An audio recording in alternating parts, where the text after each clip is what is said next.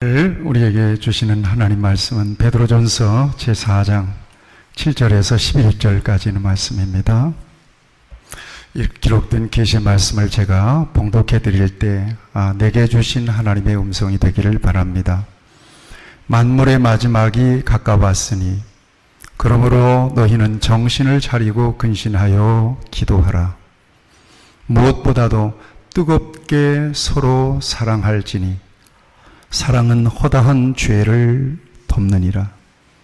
서로 대접하기를 원망 없이 하고 각각 은사를 받은 대로 하나님의 여러 가지 은혜를 맡은 선한 청지기 같이 서로 봉사하라. 만일 누가 말하려면 하나님의 말씀을 하는 것 같이 하고 누가 봉사하려면 하나님이 공급하시는 힘으로 하는 것 같이 하라. 이는 범사에 예수 그리스도로 말미암아 하나님이 영광을 받으시게 하려 함이니 그에게 영광과 권능이 세세에 무궁하도록 있느니라. 아멘. 요즘 세상이 참 많이 변했다는 생각을 저와 여러분들이 하고 있습니다. 우리 교회와 우리 집 거리가 멀지 않습니다. 그런데 요즘 와서 부쩍 여성 흡연자들을 상당히 많이 보는 것 같습니다. 글쎄요, 모르겠어요. 제가 성적인 차별감을 갖고 바라보는 것은 아닙니다. 누구나 흡연할 수 있겠죠. 그렇지만 여성들이 막 이렇게 대놓고 담배를 피우는 모습이 굉장히 아직도 제게는 낯설어요. 상당히 많이 낯섭니다. 젊은 사람들과 잠깐 얘기해 보면 가치관이 굉장히 달라요. 그래서 내가 세대적으로 이제 9세대가 됐구나 하는 생각을 하게 됩니다. 여기를 보시죠. 생각을 하게 됩니다. 9세대구나 내가. 그러면서 세대 차이를 느낍니다. 세상이 굉장히 달라졌어요. 그런가 하면 요즘 굉장히 편리한 시대가 되지 않습니까? 여러분 슈퍼마켓에 가보세요. 필요한 모든 게 거기 다 있어요. 아예 완성품으로 있습니다. 음식 재료 사다가 새로운 음식을 만들 필요가 없을 정도로 그냥 갖다가 데워버리면 금방 먹을 수 있는 그런 음식들로 가득 차 있습니다. 특히 여성분들을 위한 편리한 제품들이 굉장히 많이 이렇게 만들어지고 있지 않습니까? 세상 정말 편합니다. 요즘 오프라인에 가서 시장 안 보지 않습니까? 웬만하면 아주 작은 거라도 온라인으로 딱딱딱 하면 금방 와요. 빨리 오기도 합니다. 그 정도로 세상은 간편해지고 편리해졌는데 사람들의 마음은 굉장히 메마르고 각박해졌습니다. 인정이 없습니다. 굉장히 이기적인 그런 심성으로 정서가 달라져 있습니다. 특별히 행복지수를 매긴 것을 보면 우리나라 사람들이 굉장히 잘 사는데 행복지수는 저 밑바닥에 있는 것을 확인할 수가 있습니다. 가끔 제가 오은영 씨가 상담하는 그 상담 프로그램을 볼 때가 있습니다. 거기 금쪽 새끼인가요? 금쪽 같은 내 새끼인가요? 충격적입니다. 어떻게 하다 얘가 저렇게 됐을까? 한 케이스를 얘기하면 남자애가 둘이 있는데 아버지는 군무원이었어요. 군대 생활하다가 군대에서 군무원이었어요. 어머니는 어떤 사람이었는가 하면 상당히 똑똑하게 공부도 잘했다고 그래요. 그래서 뭔가 꿈이 있었어요. 그런데 집이 가난해서 그 꿈이 좌절돼서 자기 아들들에게 뭔가 보상 심리를 바라고 아들들에게 투자하는 어머니입니다. 아버지는 군인 정신으로 투철하고 엄마는 자기가 못다 이룬 꿈을 아들들을 통해서 이루고자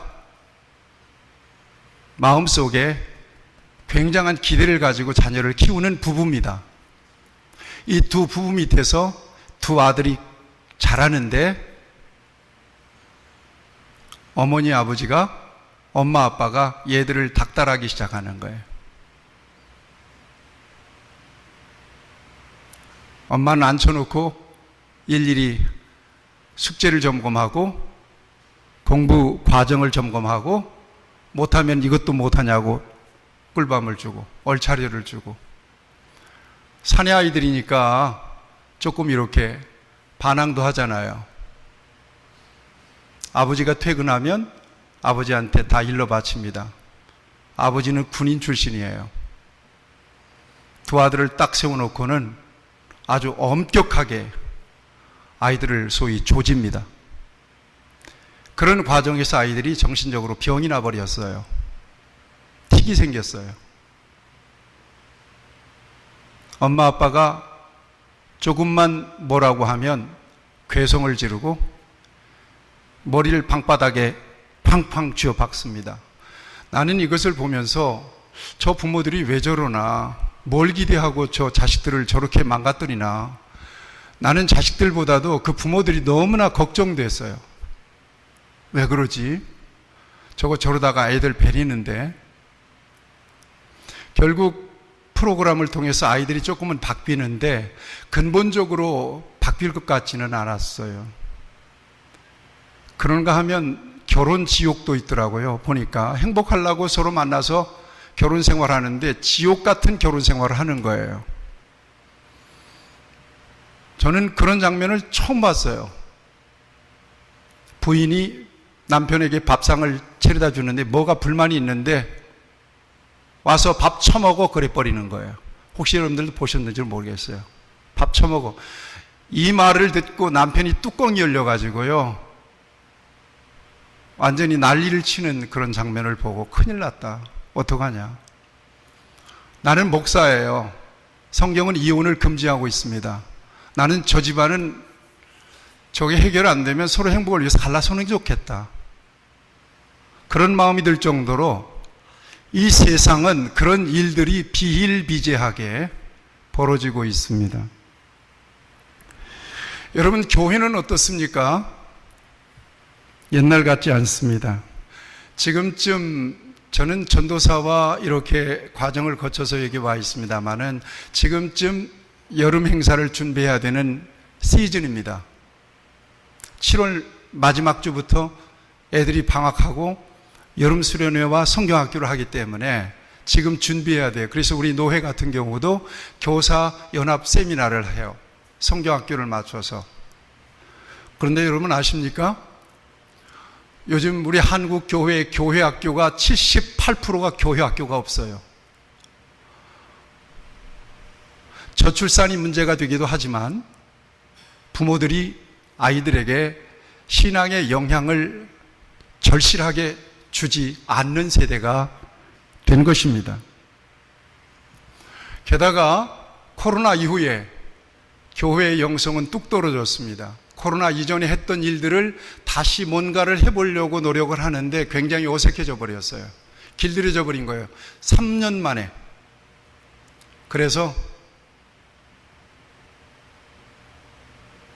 교회의 영적 분위기가 완전히 식어버리고 만 것입니다. 편리한 쪽으로 다 이렇게 변해버리고 말았습니다. 우리 교인들 가운데는 그런 분들이 없는데 다른 교회 교인들 가운데는 온라인 예배를 지금도 드립니다. 코로나 끝났으니까 이제는 교회에 나와서 예배를 드리세요. 그렇게 다방면으로 강조는 하고 있는데 안 옵니다. 사실로 말하면 교회에서 강제로 오라고 할 수도 없습니다. 왜냐? 그렇게 예배하는 것을 교회가 공적으로 허락했기 때문에 그래요. 그리고 온라인 헌금도 받잖아요. 편리하게 예배드리지 뭐 하려고 교회 가서 여러 사람들과 부대끼면서 여러 일들을 맡아가면서 그렇게 수고를 하냐 말이에요. 편리함에 길들여져서 다시 교회에 오지 않는 분위기가 팽배해 있습니다. 요즘 교회, 부흥회하는 교회가 그렇게 많지 않습니다. 우리 교회도 마찬가지지만 부흥회, 옛날 같은 부흥회 안 합니다. 우리 교회 같은 경우는 여러분들 알다시피 3개월에 한 번씩은 영성 부흥회를 했습니다. 그렇죠? 제가 부흥회를 인도했어요. 나도 은혜를 받고 교인들도 은혜를 받았어요. 3개월에 분기마다 한 번씩은 꼭 했습니다. 그런 분위기가 없어졌어요. 여러분도 아실지 몰라도 기도원이 요즘 문을 닫고 있습니다. 몇몇 기도원 빼고는 기도원이 다 문을 닫았습니다. 찾는 사람이 없는 거예요. 옛날 같으면 믿음이 좀 떨어지고 마음이 좀 식어지고 은혜가 조금 식어졌다, 뭔가 시험이 있고 기도 제목이 있다 그러면 어디 갔어요? 주로 기도원에 가서 하룻밤이라도 처리하면서 왔단 말이에요. 그리고 하나님 앞에 부르짖고 목이 걸거려가지고 완전히 하나님과 만나서 회복하고 그리고 왔단 말이에요. 그런데 지금은 다 옛날 말이 되어버리고 만 것입니다. 그리고 이단들, 사이비들이 우후죽순처럼 일어나고 있고요. 전쟁과 재난의 소식은 끊이지 않습니다. 앞으로 이 세상은 어떻게 달라질지 예측하기가 어렵지만 낙관적으로 전망할 수는 없을 것 같습니다. 자, 이 같은 현상을 성경은 뭐라고 말씀하고 있는가? 성경은 이 같은 현상을 말세라고 진단합니다. 마지막 때가 되었다는 것입니다. 끝이 가까웠다는 것입니다. 마태복음 24장을 보면 다른 사람도 아니고 예수님께서 말세다. 말세에는 이런 일들이 빈번하게 일어난다. 그러니 정말 깨어 있어야 되고 정말 준비해야 된다. 주님께서 가르쳐 주신 말씀이 있어요. 이것은 계시의 말씀입니다. 그대로 될 것이기 때문에 그렇습니다.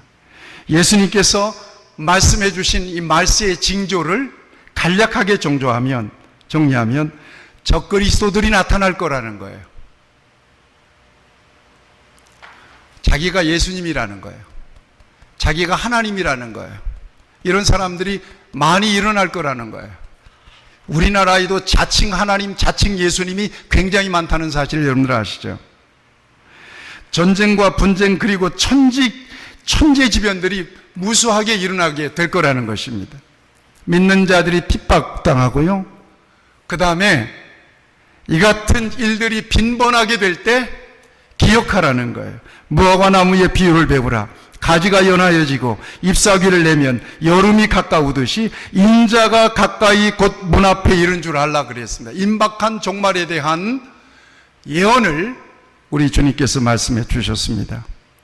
이때가 되면 정말 정신 차리고 있어야 된다.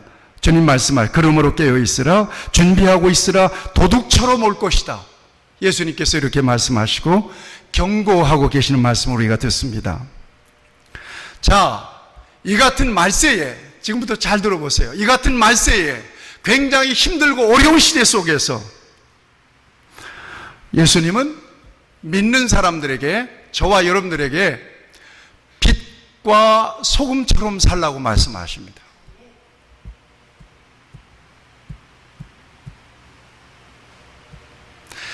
빛으로 소금으로 살라고 하는 말씀에 대해서는 여러분들에게 누누이 말씀을 드렸습니다. 이건 영향력입니다. 영향력도 절대적 영향력입니다. 여러분들이 있음으로 해서 세상은 맛이 낼 거고 여러분들이 있음으로 해서 세상은 밝아지게 될 거라고 하는 겁니다. 자, 빛으로 소금으로 살래요. 그런가 하면 누구든지 나를 따라오려거든 자기를 부인하고 자기 십자가를 지고 나를 따르라. 나하고 똑같이 살아라 그래요. 그리스도인이라고 하는 말은 예수님의 사람이라는 말 아니겠어요? 예수님처럼 똑같이 살라는 거예요. 이 어려운 시대에. 그런가 하면 제자들의 발을 씻기면서 내가 선생된 자로 제자들의 발을 씻긴 것처럼 너희들도 그렇게 하라고 말씀하십니다. 발을 씻겨주려는 겁니다. 여러분, 이렇게 살면 죄송한 표현입니다. 병신 소리 듣습니다. 바보 소리 듣습니다. 늘 이렇게 살면 당하면서 살아야 되는 겁니다. 아십니까? 이렇게 살면 손해를 보면서 살아야 되는 겁니까? 이렇게 살면 상처받으면서 살아야 됩니다. 왕따 당하면서 살아야 됩니다. 욕을 먹으면서 살아야 되는 거예요. 그럼에도 불구하고 여러분들이 아멘 하겠습니까? 다시 말씀드립니다.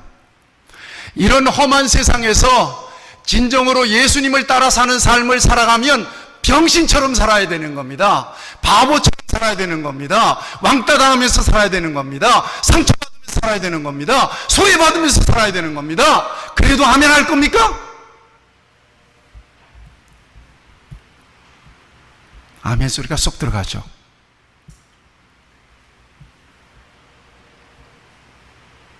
남을 불쌍히 여겨주래요.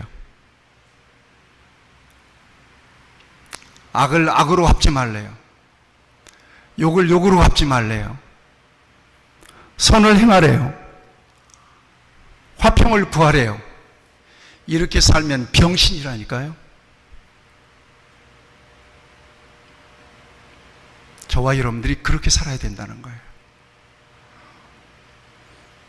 그래서 왕따 당하기 싫으니까, 소외받기 싫으니까, 병신 소리 듣기 싫으니까 딱 타협합니다. 지금 거룩한 모습으로 앉아있지만 속에는 별별 중간지대가 많을 겁니다. 저울이. 누구도 예외가 없습니다. 저를 포함해서. 척하고 사는 겁니다. 자기 할 짓 다 하고 사는 겁니다. 뒷구멍으로. 하나님은 어디나 계십니다. 어느 하나님 앞에 내가 있습니다. 천만의 만만의 말씀. 사는 것은 저 혼자 지 마음대로 별짓 다 하면서 삽니다. 나는 몰라요. 그러나 하나님은 아실 겁니다.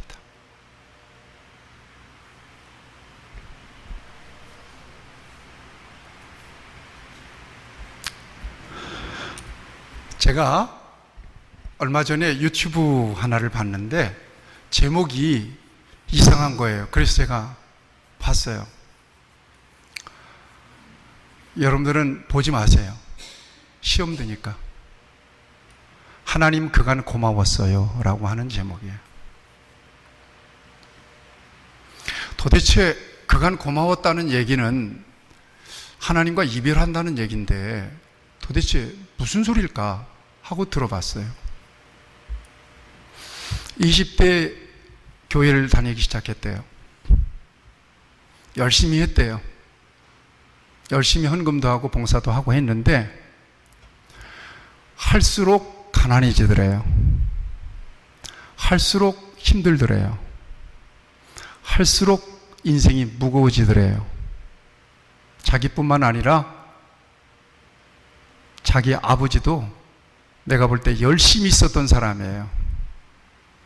힘들게 벌어서 10의 1조가 아니라 10의 2조까지 드렸는데 갈수록 가난은 못 벗어나더라는 거예요. 그래서 깊이 생각하고 교회를 떠나버렸대요. 하나님 그간 고마웠어요. 그 내용이에요. 중요한 건 교회를 떠났더니 너무나 편하더래요. 돈도 모아지더래요. 일요일날 여유들이 생겨서 인생이 아주 너무 좋아지더래요. 하나님 그간 고마웠어요.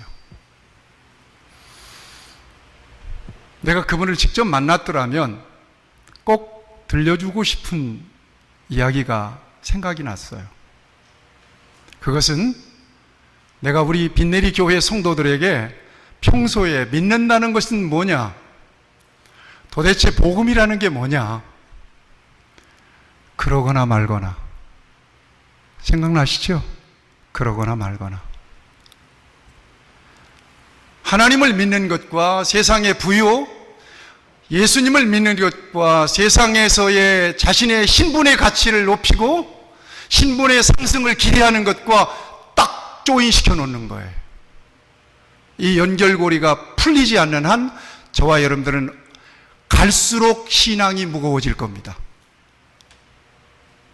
아, 내가 믿는 것은 그게 아니었구나 라고 하는 분명한 답이 성령의 역사를 통하여 여러분들에게 확 오지 않는 한, 그래서 가난 중에서도 하나님 앞에 감사하고 불행으로 여길 수 있는 환경 속에서도 하나님을 찬송할 수 있는, 그래서 예수님 안에서 복음을 믿는 것에 대한 절대적 가치가 우리 안에 분명하게 세워지지 않는 한 언젠가는 하나님, 내가 왜 이렇게 살아가는지 모르겠네요.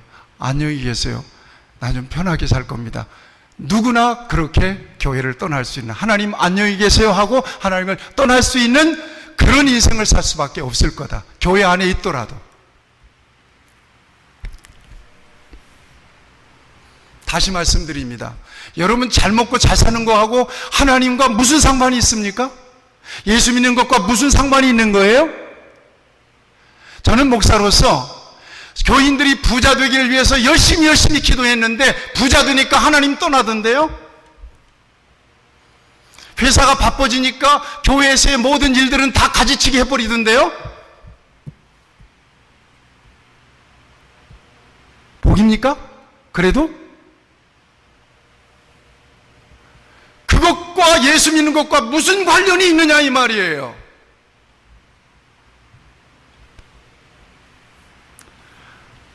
분명히 말씀드립니다. 관련 없습니다. 착각하지 마세요. 여러분들 건강한 것과 예수 믿는 것과 관련 없습니다. 그것과 관련이 있다면 목사는 병 걸리면 안 되는 겁니다. 권사님들 병 걸리면 안 되는 겁니다. 설명이 안 되는 거예요. 여러분들이 사업을 열었어요? 사업이 안 돼요. 사업이 그래서 쫄딱 망해버렸어요. 그것과 예수 믿는 것과 전혀 관련이 없습니다.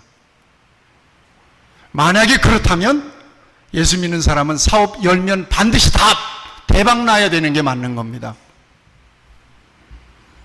믿는 것이 뭔지 아시겠죠? 만약에 그런 공식으로 기독교 신앙을 평가했다면 가장 저주받은 사람이 사도 바울입니다. 예수님의 제자들이죠. 결혼도 못 해보고 중간에 목이 잘려 죽은 사도 바울을 왜 복되다고 합니까? 전혀 관련 없는 거예요.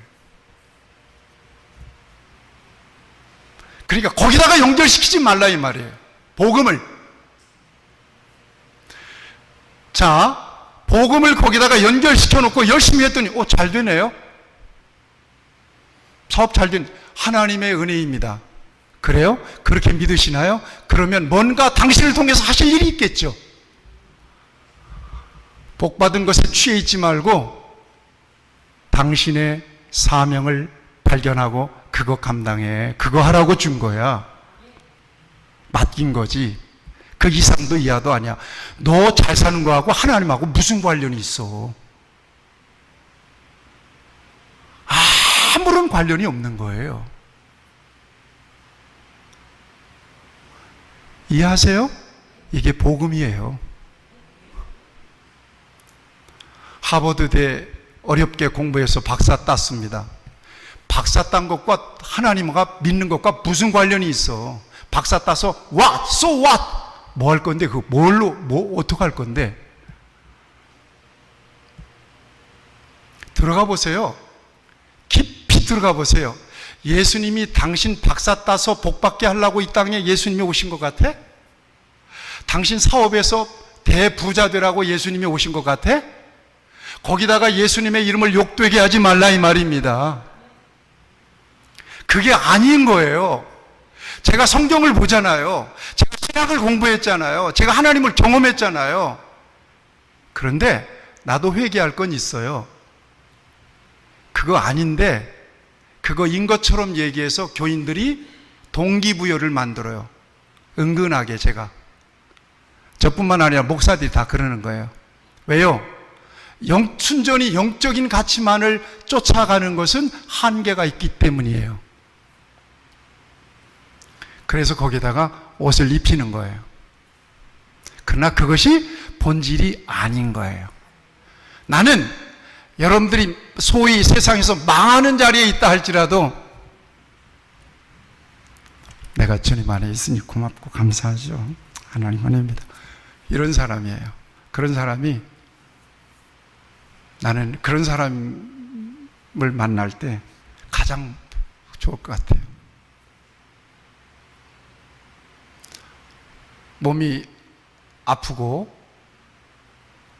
병원에서, 우리 백 권사님 지금도 병원, 지난주에 권사님이 저한테 메시지를 하나 보냈어요. 장문의 메시지를 보냈어요. 목사님, 내가 퇴원해서 아직 몸이 불편하거든요. 그래서 이번 주는 부득이 제가 못 나가겠어요. 그래서 다음 주부터 예배를 가려고 해요. 목사님 기도해 주세요. 그래요. 다음 주에 못 나와도 저는 이해해요. 아니, 한 달 뒤에 나오시더라도 저는 충분히 이해해요. 그런데 병원에서 퇴원하셔서 허리가 부러져가지고 이제 막 퇴원했는데 죄송스러운 마음이 있는 거예요. 아니에요. 저한테 죄송하지 않아도 괜찮아요. 나는 그분의 믿음을 인정해요. 한 해가 뭐예요? 6개월 이상 교회를 못 나오더라도 저는 그분의 신앙을 의심하지 않아요. 그런데 너무 고마운 거예요. 그래서 제가 바로 전화를 드렸어요. 전화를 못 받으세요. 문자를 드렸어요. 권사님, 저한테 죄송할 것도 없고요. 전혀 그 부담 갖지 마세요. 권사님은 집에 계셔도 예배 잘 거니까, 나는 그렇게 믿을 거니까, 그리고 힘 주시면 예배당에 나오셔서 예배 드리세요. 멋있는 거예요. 그런 거지 뭐 착각하지 마세요. 교회 안에서 대단한 학력이 있고 교회 안에서 대단한 부자가 있고 이런 사람들이 교회 안에서 대접받는 공동체가 아니에요. 이 공동체는 힘들고 어려운 상황 속에서도 믿음을 지켜내는 사람들이 존귀히 여김을 받고 그 사람들의 간증과 증언을 통해서 함께 은혜 받는, 그래서 하나님의 나라 가치를 놓치지 않고 당신이 승리한 것처럼 나도 그렇게 기도해서 믿음의 승리를 이루어 보기를 바랍니다. 그런 도전도 받고, 하나님 세상에서 일주일 동안 살다 보니까 믿음의 기준도 가치도 다 잃어버렸어. 교회에 보니까 목사님 설교하는데 그게 아니라고 그냥 막 야단쳐서 이거 쫓아가라고 한다고 얘기해. 듣기는 불편해도 그래도 그 말씀 안에서 내 신앙의 삶, 내 생명의 길, 하나님께서 나를 통해서 가고자 하시는 그 길을 선명하게 발견하도록 만드시는 하나님의 은혜가 너무 감사한 거예요. 이게 하나님의 교회, 하나님의 공동체입니다.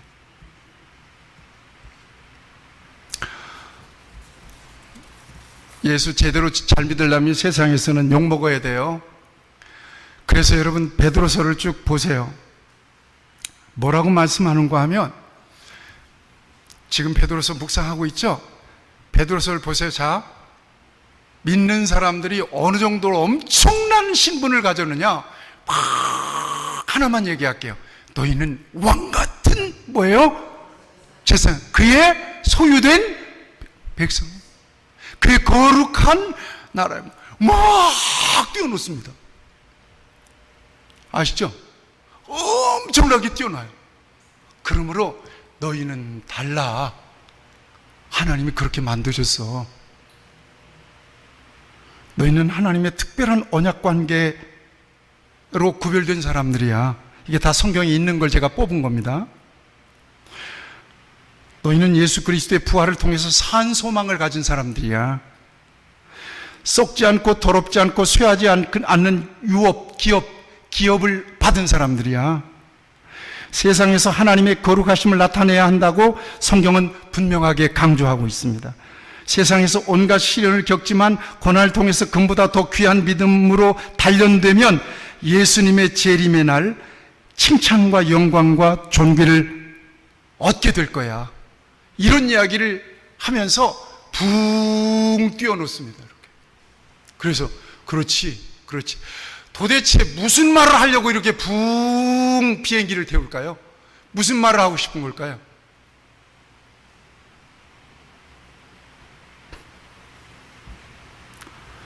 믿는 자의 신분과 소망과 상급과 영광을 드러내면서 강조하면서 비행기를 확 태우는 이유는, 그러므로 세상에서 별별 일을 많이 만나더라도 다른 사람들이 믿는다고 욕하고 다른 사람들이 왜 그렇게 바보처럼 사냐고 자꾸 이렇게 뭐라고 하더라도 참아야 돼. 왜? 너희들은 왕 같은 제사장들이요, 예수님께서 다시 오실 때 그 어마어마한 영광에 참여할 사람들이기 때문에. 그러나 여러분, 이 말씀이 사실임을 믿으시기를 축복합니다. 그렇습니다. 그렇게 될 것입니다. 그러므로 이 세상에서는 이런 말들을 계속 뒤이어서 얘기해요. 불시험 들어보셨죠? 그리스도인으로 하는 지옥 들어보셨죠? 하나님의 뜻대로 하는 고난 들어보셨죠? 이런 이야기들을 계속 강조하고 있는 거예요. 그렇기 때문에 이 엄청난 소망을 가진, 그래서 하나님이 당신들을 그렇게 특별하게 구별해 놓으신, 그래서 예수님이 이 땅에 다시 오실 때 엄청난 영광과 상급과 면류관을, 썩지 않는 면류관을 받아야 될 너희들이기 때문에 그 정도는 참아야 돼. 바보 소리 들어도 눈 딱 감고 넘겨. 너희들 때리더라도 절대 맞서지 마. 이런 이야기를 하고 싶은 거예요. 세상에서는 예수님처럼 살아. 예수님도 그렇게 살았어. 그렇게 살아야 돼.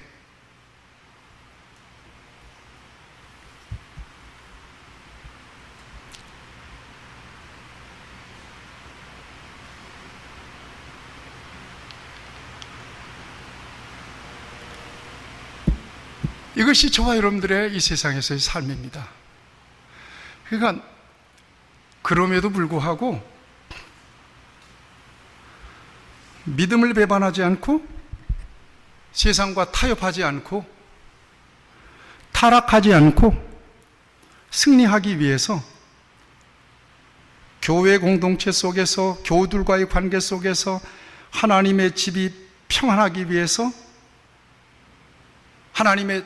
평안한 하나님의 집에서 너희들의 믿음과 너희들의 하늘에 속한 소망을 견고하게 지켜내야 된다는 사실을 강조하고 있습니다. 여러분, 제가 베드로서를 맨 처음에 여러분들에게 보낼 때 역사적 배경을 말씀드렸어요. 주 64년이에요. 이때 베드로가 죽어요. 십자가 거꾸로 지고. 그러니까 믿는 사람들이 굉장히 고통받을 때입니다. 이 베드로서의 수신자들, 편지잖아요. 이 수신자들 보면 본도, 갈라디아, 갑바도키아 이런 지역에 있는 사람들이에요. 그리고 거기에다가 그 사람들의 이름을 붙여요. 흩어진 나그네. 지금의 튀르키예 북부에 있는 저 외곽 지역으로 믿는 사람들이 흩어져 있는 거예요. 뭐 때문에? 핍박받으니까. 지금 튀르키예라고 가면요, 튀르키예 갑바도키아라고 하는, 가면 성지순례 가보면 거기에 베레메 공원이라고 있습니다. 거기에는 석회암으로 되어 있는 지역이 다 굴이 파져 있습니다. 그 굴이 다 믿는 사람들이 신앙의 박해를 피해서 굴 속에서 산 그 사람들의 주거지역 공간입니다. 여기에서 고난을 감수하면서, 핍박을 감수하면서 믿음을 지켰던 사람들에게 베드로서는 권면하고 위로하고 새로운 소망을 주기 위하여 베드로가 편지를 보내고 있는 것입니다. 삶의 자리를 이해해야 저와 여러분들이 쉽게 이 말씀을 이해할 수 있을 것입니다. 그들에게 너희들은 그야말로 왕 같은 제사장들이야. 그러니 어떻게 하라는 거예요? 때리면 맞고, 손해를 주면 손해를 보고, 그래도 참아야 돼. 그래도 사랑해야 돼. 이런 이야기를 하고 있는 겁니다. 그렇습니다. 자, 이제 오늘 본문으로 말씀을 맺어보도록 하겠습니다. 윤복희 씨의 여러분이라고 하는 노래가 있죠. 내가 만약 외로울 때면 누가 위로해 주지? 내가 만약 외로울 때, 괴로울 때면 누가 날 위로해 줄까?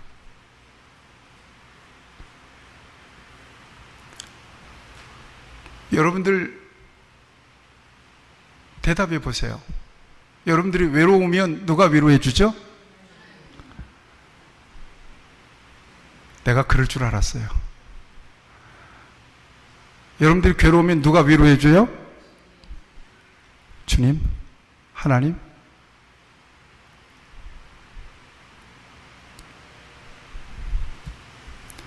틀린 대답이 아니에요. 정답이에요. 그게 정답인데,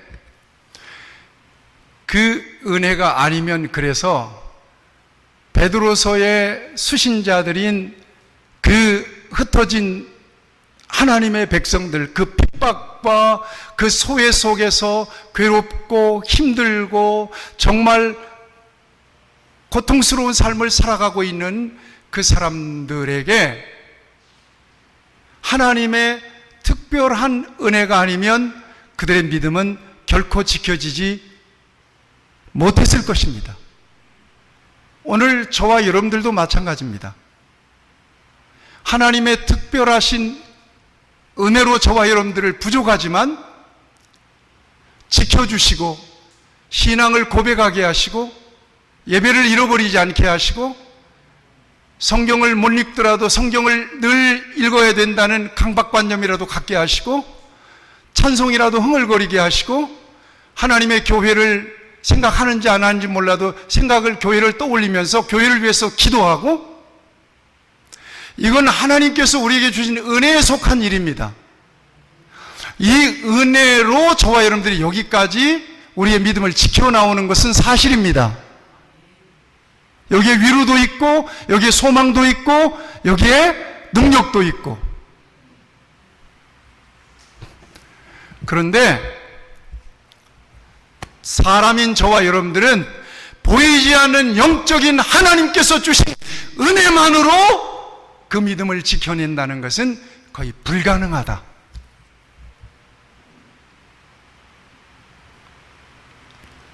그래서 아닌데요, 목사님 왜 그렇게 설교하세요?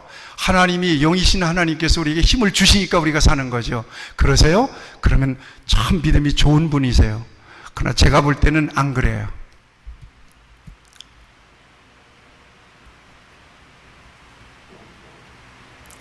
그래서 이 땅에 하나님의 교회를 세워 놓으신 거예요. 교회를 통해서 하나님이 계시되도록 만드신 거예요. 말씀으로 신앙을 고백하는 성도들을 통하여 하나님의 사랑이 나타나도록 하신 거란 말이죠. 여기에서 하나님의 나라의 모형을 경험하도록 만드신 거예요. 무슨 얘기인가 하면, 궁극적으로 그리스도인이 이 땅에서 믿음을 지켜내면서 살아갈 수 있는 것은 특별한 하나님의 은혜가 맞지만, 그 은혜에 더하여서 하나님은 이 땅에 믿는 자들의 공동체인 하나님의 교회를 세워놓으시고, 그 교회를 통해서 믿는 자들이 서로 소망과 믿음과 사랑을 교류하게 하시고 하나님의 나라를 경험하게 하시고, 그리고 세상에 나가서 믿는 자로서 살아갈 수 있도록 만드셨다는 얘기입니다. 자, 초대교회의 예루살렘 교회를 보세요. 그때도 초대교회니까 믿기가 굉장히 힘들었던 시절입니다. 믿는 사람들이 잡아서 옥에 갇히기도 하고 죽기도 했으니까. 여러분 잘 이해하시죠? 그런데도 교회가 부흥했어요? 성장했습니까? 자, 이것은 전적인 하나님의 은혜가 맞습니다. 그런데 초대교회 속으로 쑥 들어가 보세요. 영적인 보이지 않는 영적인 하나님께서 우리에게 사실령같이 이렇게 말씀 주시고 이렇게 주셔서 그 은혜 속에서 그 보이지 않는 능력이 임해서 그렇게 초대교회 성도들이 빛나는 순도 100%의 믿음을 지켜낸 줄 아십니까? 천만의 만만의 말씀입니다. 공동체의 삶이 있었습니다.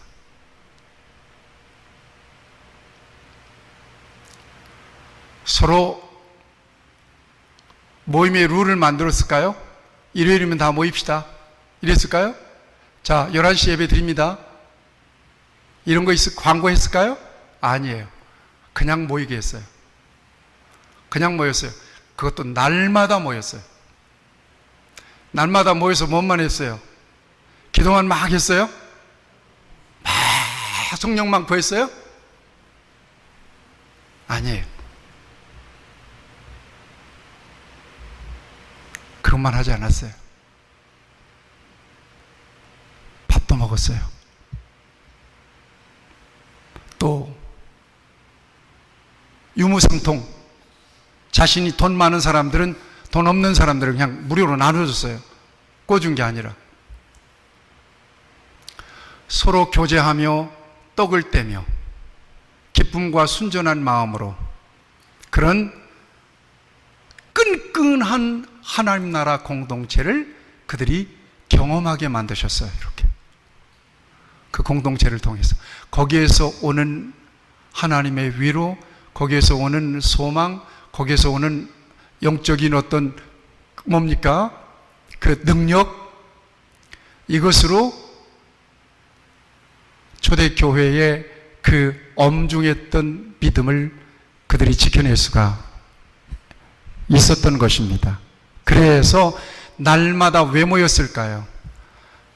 동질감 가진 성도들이 모여서 하나님 나라에 대해서 같이 나누고 믿음의 시련에 대해서 같이 나누고 서로 위로를 받고 서로 그 위험 속에서 어떻게 믿음을 지켰는지 간증을 통해서 그러면서 서로에게 큰 힘이 된 거예요.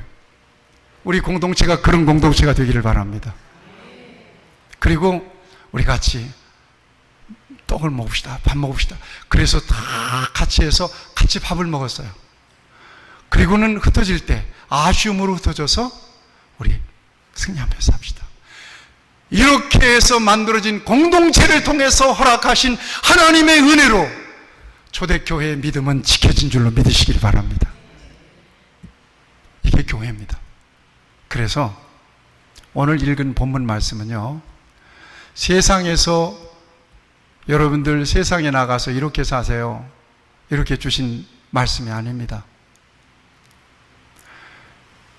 베드로서의 수신자는 안 믿는 사람들이 아닙니다. 예수님 안에서 거듭난 사람들입니다. 예수님 안에서 거듭나서 장로에게 얘기한 걸 보니까 하나의 커뮤니티가 이루어진 겁니다. 이렇게 교회가 이루어져서 장로 목회자가 있었고요, 거기에 젊은 사람들에게도, 오늘 아침에 큐티했죠, 젊은 사람들에게도 말씀하시는 걸 보면 이런 공동체가 이렇게 만들어진 겁니다. 어떤 공동체예요? 환난과 시련과 고통 속에서도 빛과 소금의 삶을 살며 예수님의 뒤를 따라가야 되는 이런 절박한 인생의 거룩한 짐을 지고 가는 사람들이 그렇게 모인 거예요. 별별 일 다 만났을 거 아니겠어요? 다른 것이 아니라 예수 믿는다는 것 때문에, 믿음을 지켜야 된다는 것 때문에, 예수님처럼 살아야 된다는 것 때문에, 정직하게 살아야 된다는 것 때문에, 선하게 살아야 된다는 것 때문에 남이 두드려도 가서 훅 찔리지 않고, 그리고 바보처럼 말이죠, 그렇게 코피 나가지고 말이죠, 와가지고 왜 그래? 아이고 내가 어떻게 하다가 믿음 얘기했다가 한 방 때리길래 맞았어. 이런 사람들이 모인 곳이에요. 거기가 그 세상에서는 구별된 공동체죠. 에클레시아. 바보들의 모임이죠. 무력한 사람들의 모임이에요. 전혀 멋대가리 없는 사람들이 모이는 거예요. 이런 사람들이 그 공동체에 모여서 거기서 서로 소망을 얘기하는 거예요. 거기서 하나님 나라를 얘기하는 거예요. 하나님 나라 얘기하면 막 힘이 나는 거예요. 그렇지, 그렇지, 그렇지.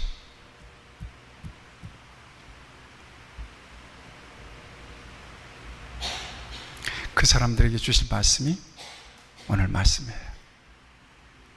설명하지 않아도 딱 떨어지는 말씀으로 우리에게 주십니다. 첫 번째 어떤 말씀이죠? 먼저 정신을 차리고 근신하여 기도하라. 교회는 어떤 곳이에요? 정신을 차리고 근신하여 기도해야만 유지될 수 있는, 그래서 거룩한 영적 에너지를 얻을 수 있는, 그래서 하나님의 거룩한 임재와 그 능력을 맛보고 경험할 수 있는 공동체입니다. 같이 가시죠. 기도하는 공동체. 여러분들이 교회에 오면 기도 먼저 하시기를 축복합니다. 아멘. 교회는 교제하는 데가 아닙니다. 친교하는 공동체가 아닙니다. 교회는 뭐 세상 그런 공동체가 아닙니다. 우선 기도하셔야 됩니다. 두 번째, 무엇보다도 어떻게 사랑하라고요?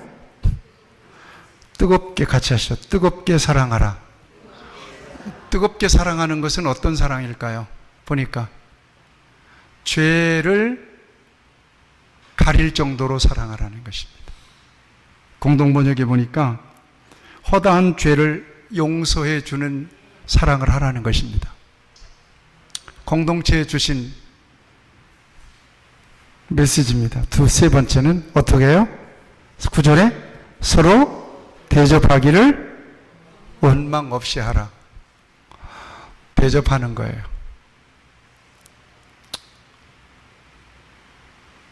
교인들이 이쁘고 즐거우면, 교인들이 정말 사랑스러우면 열심히 대접하기를 잘하시기 바랍니다. 대접을 잘하는 사람이 교회 일꾼이 돼야 됩니다. 하나님께 잘하는 건 지 마음대로 하는 거고, 공동체 속에서 쓰임받는 사람은 대접을 잘하는 사람입니다. 예. 앞으로 교회 일꾼을 뽑을 때도 대접을 잘하는 사람 기준으로 뽑으시기를 바랍니다. 신앙은 지 기준으로 하는 거고, 공동체 속에서 필요한 사람은 바로 그런 사람입니다. 10번째 어떤 거죠? 각기 은사를 받은 대로 어떻게 해요? 은혜를 맡은 청지기처럼 봉사하라는 것입니다.